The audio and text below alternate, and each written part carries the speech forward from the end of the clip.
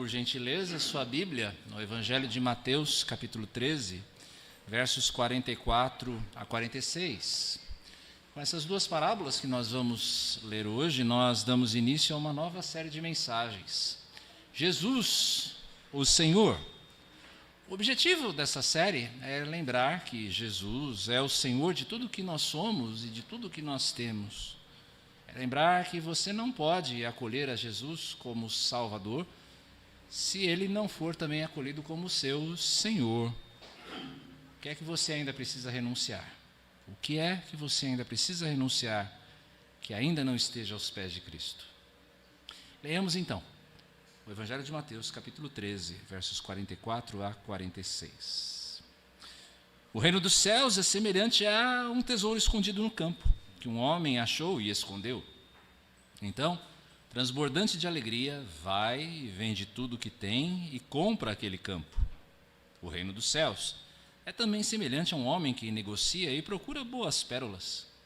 Quando encontrou uma pérola de grande valor, ele foi, vendeu tudo o que tinha e comprou a pérola. Bendito Pai, que a Tua palavra lida, Senhor, agora seja fixado ao nosso coração por meio da Escritura, por meio da pregação da palavra. Bendito Senhor, ilumine o nosso coração. Nós jamais conseguiremos ver em Jesus o nosso maior tesouro, sem que o Teu Espírito, ó Deus, nos ilumine. E por isso rogamos, ó Deus, a Tua ação no coração de cada um de nós, nesta tarde, em nome do Senhor Jesus. Amém. O Evangelho de Mateus, sobre o qual nós nos debruçamos hoje, foi escrito no final da primeira metade do primeiro século, lá pelo ano 50 depois de Cristo. A igreja experimentava uma perseguição muito intensa, a igreja que nascia experimentava uma perseguição muito intensa da parte dos judeus, e ela já começava a não ser muito bem vista e benquista pelos senhores da época, os romanos. Mateus vai então se dedicar a escrever um evangelho, e é bom lembrar, um evangelho não é uma biografia. Ele vai escrever um evangelho, um relato não ordenado temporalmente da vida e dos fatos de Jesus Cristo, dos feitos de Jesus Cristo, para provar, e este é o principal objetivo de Mateus, para provar para a sua audiência que Jesus é o Messias prometido no Antigo Testamento. Mateus, meus irmãos, é o grande evangelho do discipulado. Mateus vai fazer um registro extenso dos ditos, dos ensinos de Jesus, principalmente a partir dos seus sermões. É no Evangelho de Mateus que nós temos a versão mais extensa do Sermão do Monte, e também os grandes sermão escatológico, o sermão sobre as coisas dos fins dos tempos. Mateus, ele vai se dedicar a registrar os ensinos de Jesus de uma maneira muito dedicada. O Evangelho de Mateus é, assim, um evangelho chamado um evangelho catequético, um evangelho de ensino. E ele vai ensinar a quem o lê, a primeira comunidade dos cristãos, a comunidade nascente dos cristãos, o que é que significa você ser um discípulo de Jesus, você ser um seguidor do Messias. Um desses ensinos que Mateus traz é que é impossível você seguir a Jesus se você não estiver disposto a pagar o preço por isto. Mateus, o evangelista, conhecia muito bem a realidade do que é deixar tudo para seguir a Jesus. Antes de ser chamado por Jesus para segui-lo, você deve se lembrar, Mateus era um homem rico, era um homem de muitas posses, porque ele era um cobrador de impostos. Mateus não tinha boa fama, mas dinheiro não era um problema para ele. Mas esse homem, ele não hesita em seguir a Jesus, tão logo ele ouve a voz que o chamava a fazer isso. O relato da conversão de Mateus é surpreendente, de tão sucinto, de tão breve que ele é. Jesus chama, Mateus se levanta e vai. Simples assim. Quantos de nós faríamos o mesmo? Quantos de nós estaríamos dispostos a fazer o mesmo que Mateus faz aqui? Quantos de nós não colocamos condições do tipo, Senhor, eu vou te seguir se... Ou, Senhor, ainda não, porque... Ou ainda nós colocamos objeções as mais diversas para não seguir a Cristo, como falta de tempo, como temor do risco, ou porque temos outra prioridade. Tanto o exemplo de Mateus aqui, da maneira como ele abandona a sua coleteria para seguir a Jesus. Coletoria. Como Mateus abandona a sua coletoria para seguir a Jesus, como também essas duas parábolas trazem para mim e a você uma verdade simples acerca do Evangelho. É impossível encontrar o reino e não abrir mão de tudo por ele. É impossível você encontrar o reino e não abrir mão de tudo por ele. Vejamos primeiro, meus irmãos, a atração irresistível do reino. São dois tesouros aqui encontrados em situações diferentes. Você tem, na primeira parábola, um tesouro escondido no campo. Pode parecer esquisito que alguém enterrasse algo tão valioso em um campo e deixasse por lá, mas esse era o método de você manter alguma coisa segura nos dias de Jesus, algo que você considerava valioso. Você se lembra das parábolas dos talentos? Um homem que tinha medo do rigor do seu senhor vai e esconde o seu talento, porque ali era um meio de protegê-lo. O segundo encontro aqui, o segundo tesouro é uma pérola de grande valor. As pérolas eram itens de luxo naqueles dias de Jesus, mais ainda do que elas são hoje.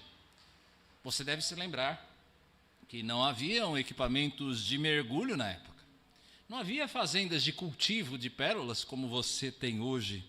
O mergulhador que quisesse encontrar uma pérola tinha de descer na raça as águas do Golfo Pérsico, as águas do Mar Vermelho, as águas do Oceano Índico para encontrar esta joia. Essa joia, as pérolas, chegavam a custar coisa na casa do $1 milhão em valores atualizados. E a pérola que Jesus se refere, repare, Jesus diz ainda que esta não é uma pérola, mas é uma pérola de grande valor. Dois tesouros aqui, mas uma só mensagem. O reino de Deus é algo valioso. O reino de Deus é algo valioso. Quem é que ousaria discutir o valor do reino?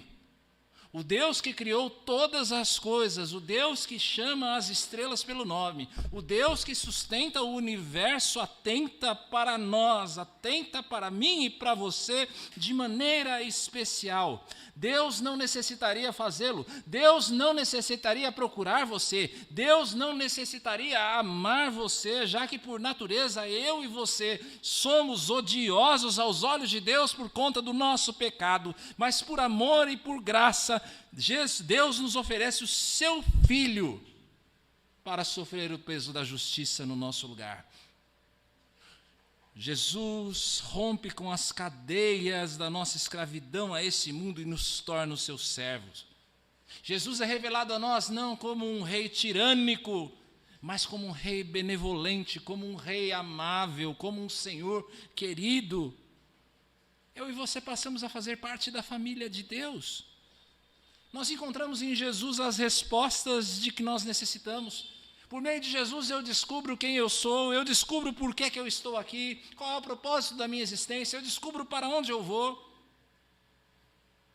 Nós recebemos da parte de Cristo a promessa da ressurreição e depois da ressurreição a promessa da bem-aventurança.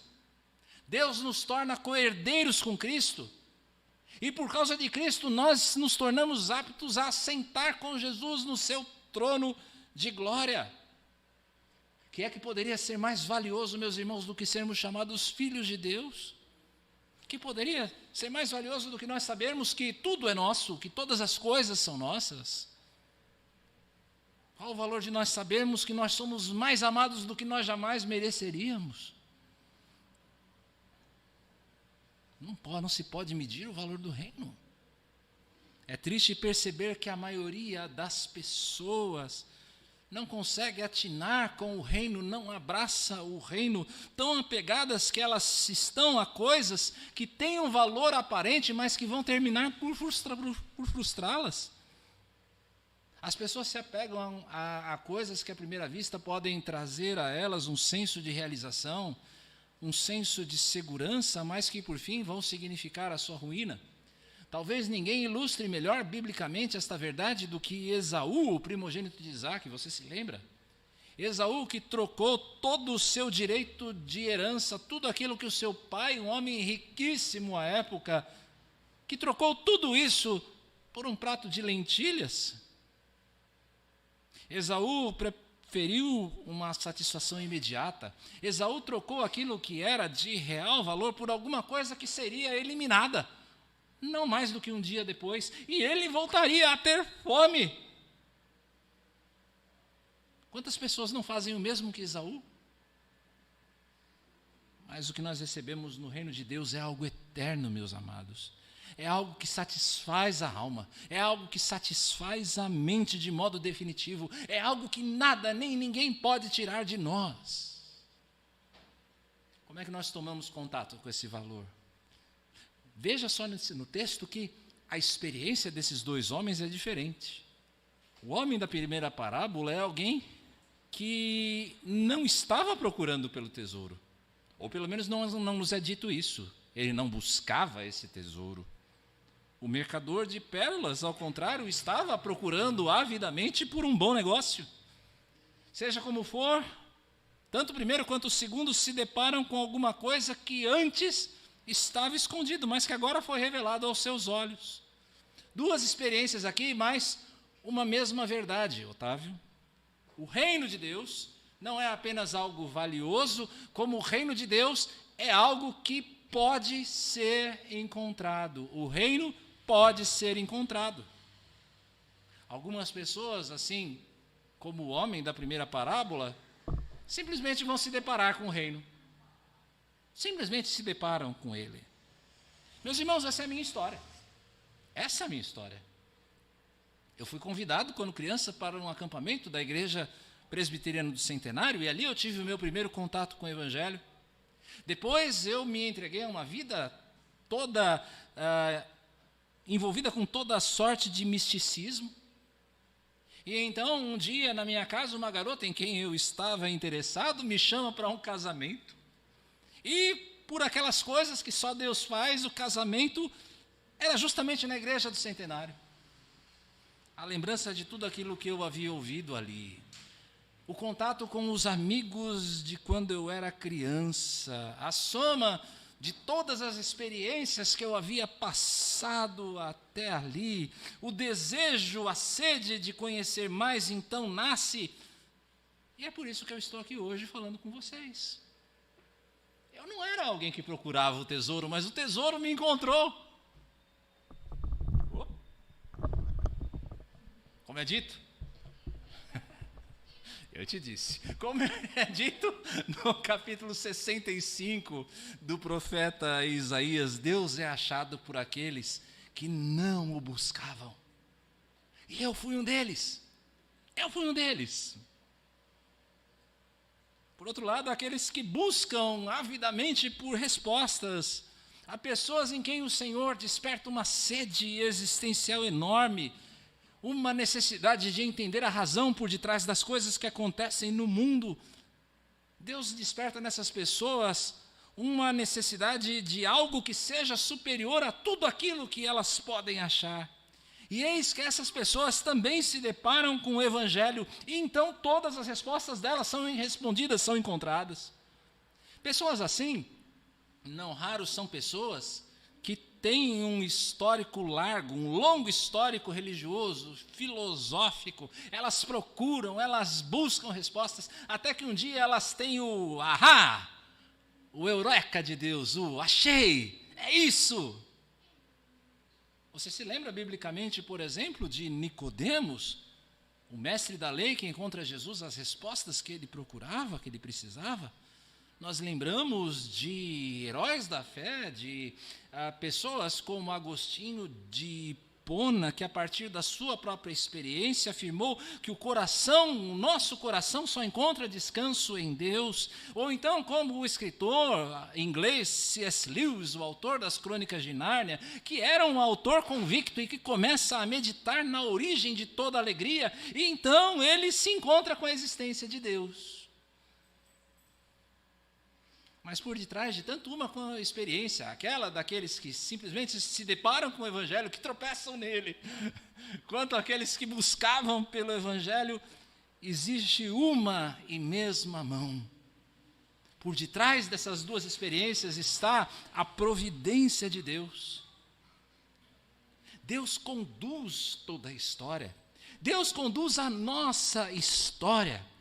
E pelo seu Espírito Ele vai nos guiando para onde Ele quer. Deus vai conduzindo o nosso coração para onde Ele quer, para onde existe o tesouro. Deus desperta em nós, pelo seu Espírito, uma sede que nada mais nem ninguém pode saciar, até que o coração encontre o tesouro escondido, até que o coração encontre a pérola de grande valor. Quem sabe não seja essa a tua história? Quem sabe não seja a sua história? Talvez você tenha vindo hoje aqui pelo convite de alguém. Talvez você tenha vindo ou chegado até nós porque você procurava algum conteúdo espiritual no YouTube. Talvez esta mensagem tenha aparecido entre grandes aspas, entre enormes aspas, aleatoriamente na primeira página da sua rede social. Talvez você já seja um cristão, alguém que conhece o valor do reino, mas que está vivendo um período de frieza, e que você veio hoje meio que sem vontade de vir.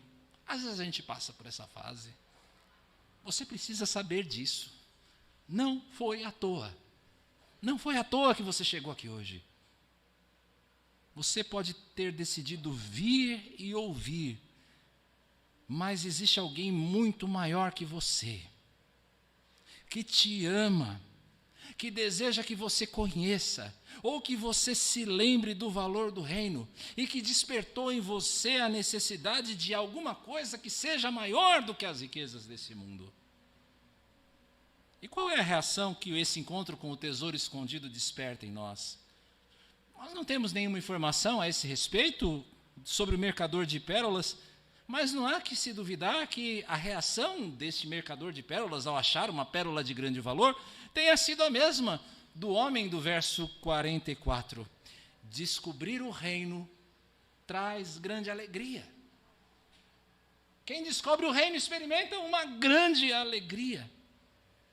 Descobrir que essa riqueza, essa tal riqueza, como a riqueza do reino de Deus, está acessível a nós, acessível a mim e a você, é algo que produz um regozijo único. É como descobrir que a passagem para aquela viagem que você tanto queria fazer está ao seu alcance.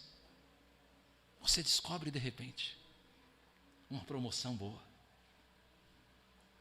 É como perceber que você tem condição de comprar o carro que você necessitava para se deslocar. É como descobrir que a garota por quem você está interessado também está interessada em você.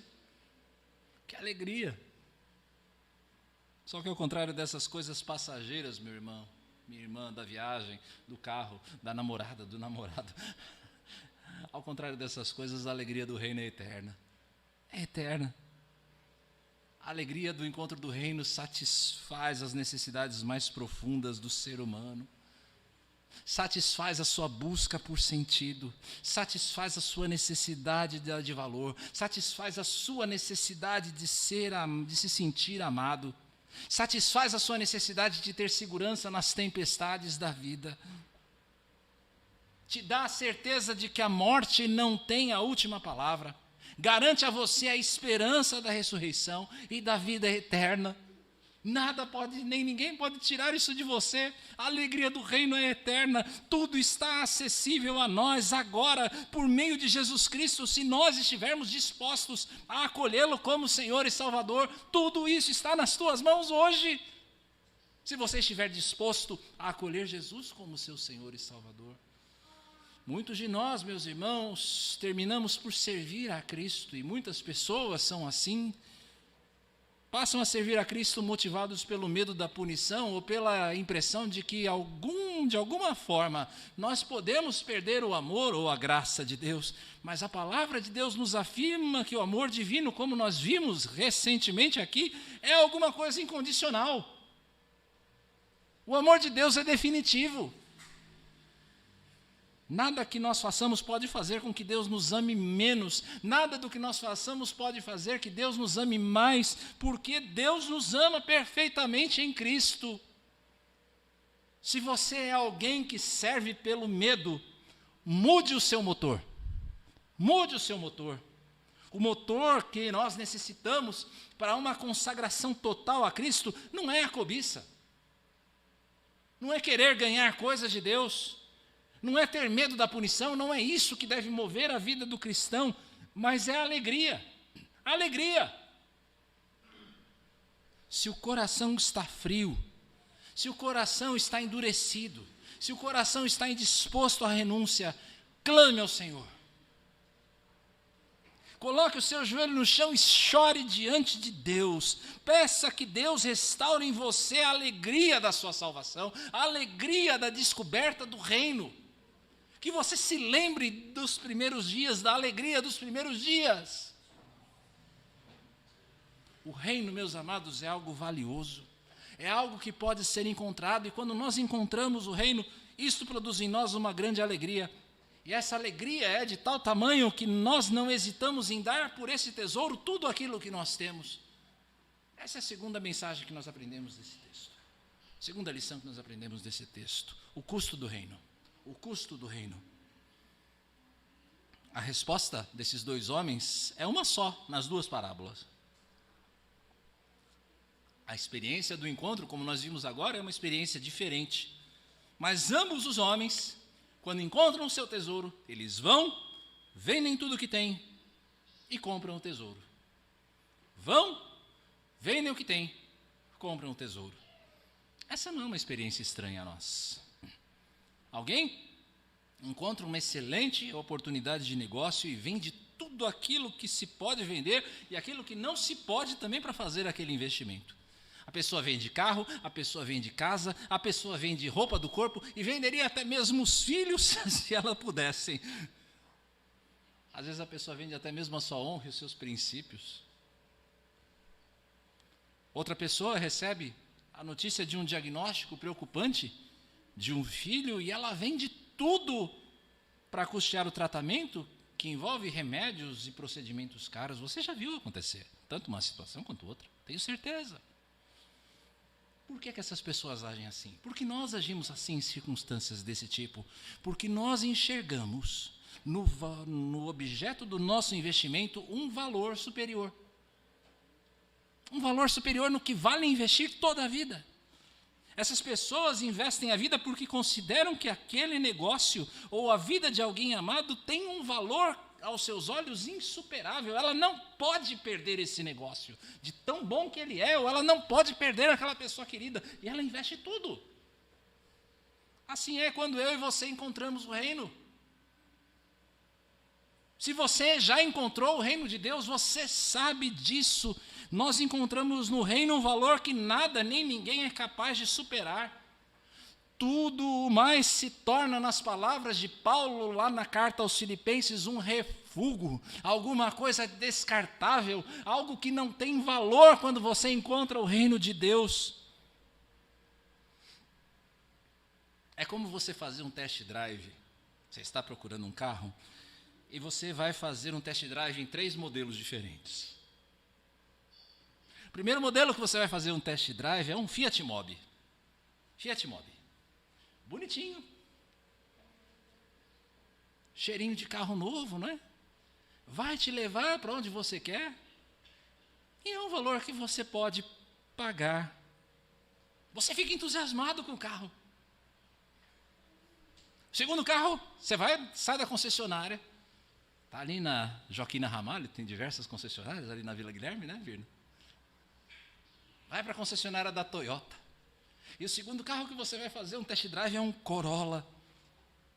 Bonito, elegante, espaçoso, carro de tiozão do tipo que o seu pastor gosta. Vai marcar presença. Está acima, é claro, do que você pode pagar, mas quem sabe apertando um pouquinho aqui e ali, vai. Aí você sai da concessionária da Corolla, da Toyota, perdão, e vai para a concessionária da Volvo. E aí você vê lá um Volvo XC40, acho que é o 40, XC40, banco de couro, todo tipo de tecnologia embarcada, só falta o carro falar, e ele fala, na verdade. Uma nave. Mas você não tem a menor condição de pagar por ele. E aí você volta para o Fiat Mobi. Carro feio, apertado. Não tem um porta-malas, é um porta-luvas traseiro.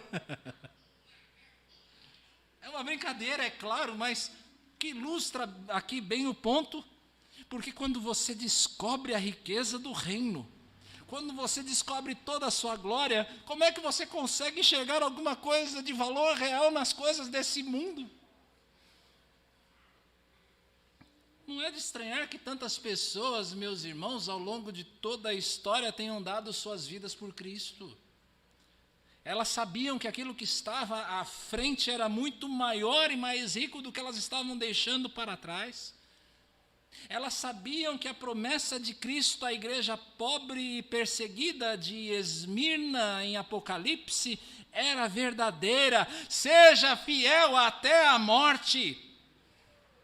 Deixe para trás toda a sedução desse mundo, deixe para trás o brilho das suas riquezas, deixe para trás a satisfação, a segurança que essas riquezas desse mundo parecem proporcionar, e eu te darei a coroa da vida.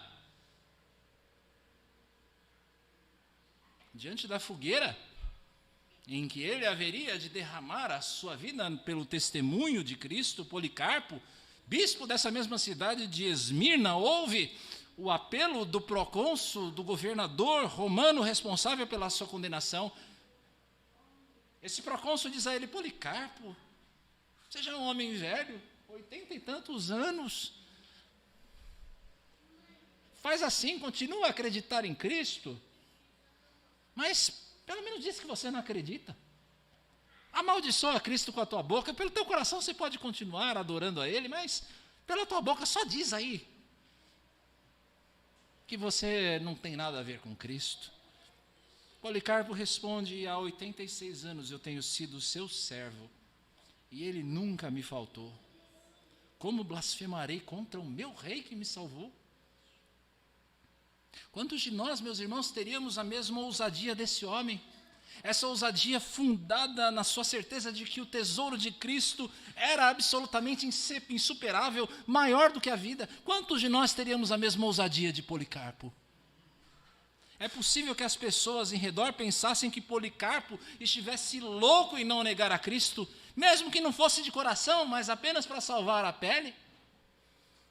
É possível que esses dois personagens aqui das nossas parábolas fossem vistos por todas as pessoas em redor como tolos em se desfazer de tudo pelo tesouro e pela pérola. Mas eles sabiam muito bem, Policarpo, os dois personagens dessa parábola, eles sabiam muito bem o que eles estavam fazendo.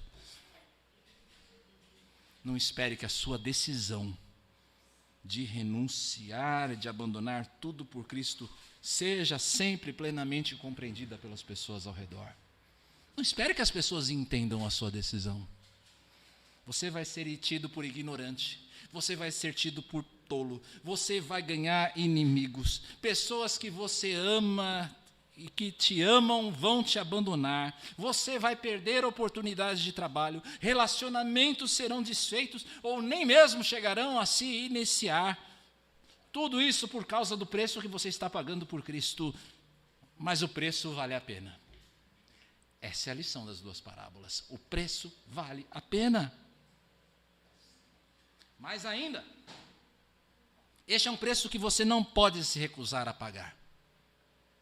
Cristo não será seu Salvador se Ele não for o seu Senhor.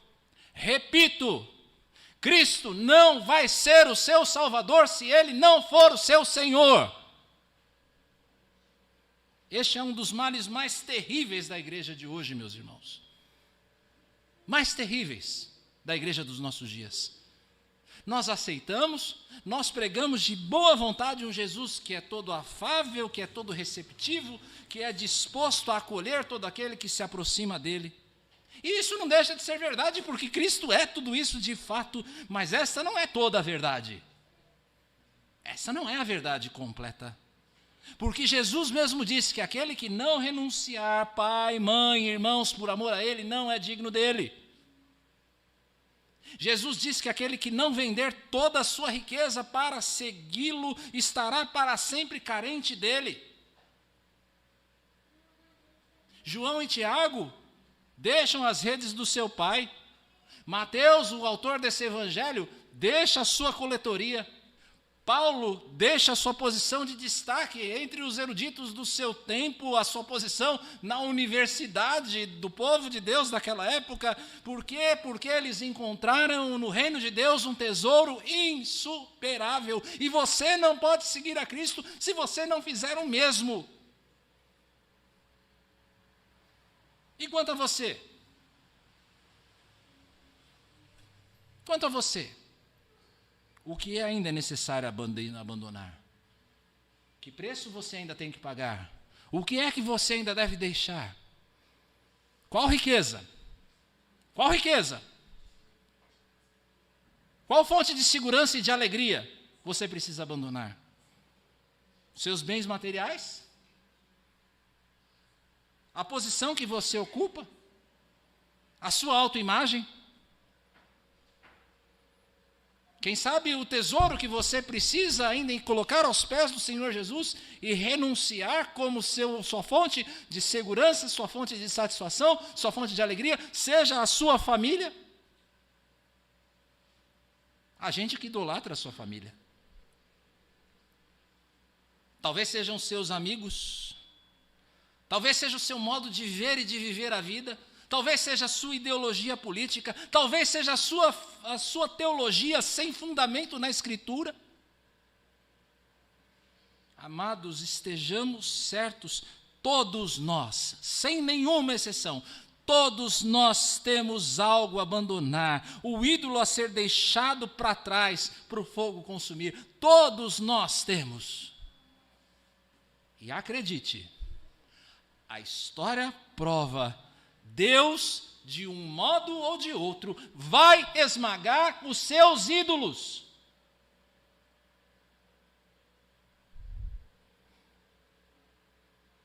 A minha glória não dou a outrem, diz o Senhor. Eu sou o Senhor teu Deus. Ouve, Israel, o Senhor, o teu Deus é o único Deus. Deus vai esmagar teu ídolo, meu irmão, minha irmã. Deus vai reduzi-lo a pó.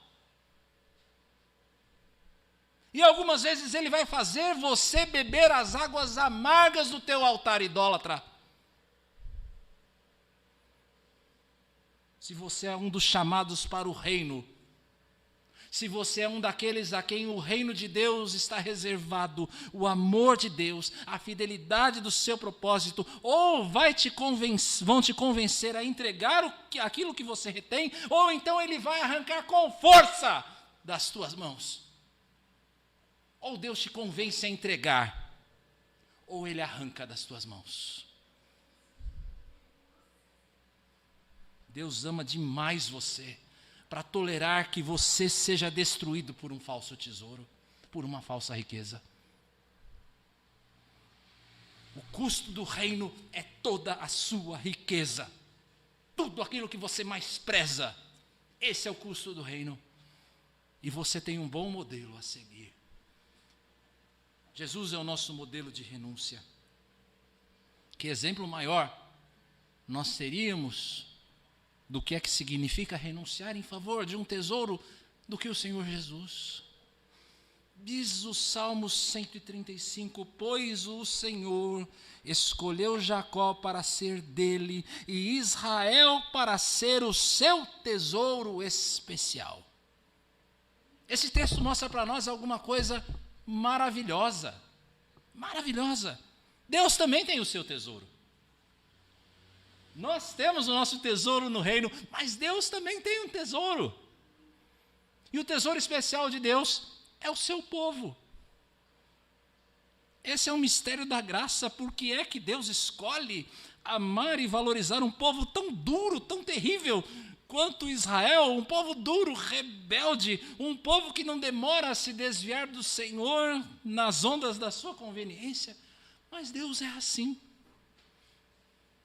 Deus escolheu amar Israel e fazer de Israel, do seu povo, o seu tesouro especial. Eu e você somos o tesouro especial de Deus. Nós que somos o Israel de Deus, a sua igreja reunida de todos os povos em todas as épocas, eu e você, nós somos o tesouro especial de Deus, mas da mesma maneira como acontece conosco, havia um preço a se pagar para ele adquirir esse povo. Havia o custo da justiça. Nós acumulamos, meus irmãos, contra nós uma dívida enorme em função dos nossos pecados, e eu e você jamais poderíamos pagar por ela. Deus jamais iria ter o seu tesouro se o preço tivesse de ser pago por nós. Mas Ele escolheu pagar o preço. Pelo seu decreto eterno, Jesus dispôs-se a nos comprar. Para isso, nosso Rei se despiu de tudo aquilo que era seu. Jesus abriu mão do que pode haver de mais delicioso, que era a comunhão com o seu Pai na glória. Jesus se esvaziou do seu próprio esplendor que ele possuía desde antes da fundação do mundo. Jesus renunciou à honra que lhe era devida e ele se sujeitou a ser humilhado e morto pelas suas criaturas. Jesus se sujeitou à separação do Pai, que virou o seu rosto enquanto ele se fazia pecado em nosso lugar. Jesus renunciou à sua vida para ser cativo por 3 dias nas correntes da morte. Jesus entregou tudo para que o Pai pudesse ser o seu tesouro. Que exemplo e motivação melhor você pode ter para entregar tudo aquilo que você tem, para entregar toda a sua riqueza pelo reino, para colocar tudo aos pés do Senhor e dizer: Jesus, Tu és o meu Salvador, Tu és o meu Senhor, e aqui está o meu tributo a você, a minha riqueza, as coisas que eu mais valorizo estão aqui diante de Ti, eu abro mão delas por amor de Ti, pelo reino de Deus, porque eu sei que nada pode ser mais valioso do que o Teu reino. A pergunta que fica, meus irmãos, para a conclusão dessa mensagem é essa: ousaríamos nós não fazer o mesmo? Ousaria você não fazer o mesmo? Vamos orar.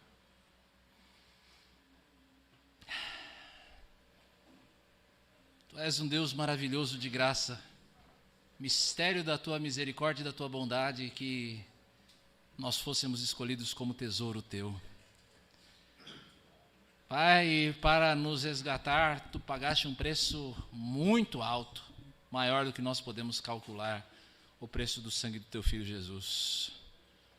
Muito obrigado por esse sacrifício bendito, Senhor, e que agora eu e os meus irmãos, entendendo o valor do reino, também estejamos dispostos a colocarmos toda a nossa riqueza e todo o nosso tesouro aos Teus pés e declarar: Jesus, Tu és o nosso Senhor, tudo o que temos é Teu, tudo é obra da Tua graça, tudo é fruto da Tua bondade, é fruto da Tua misericórdia.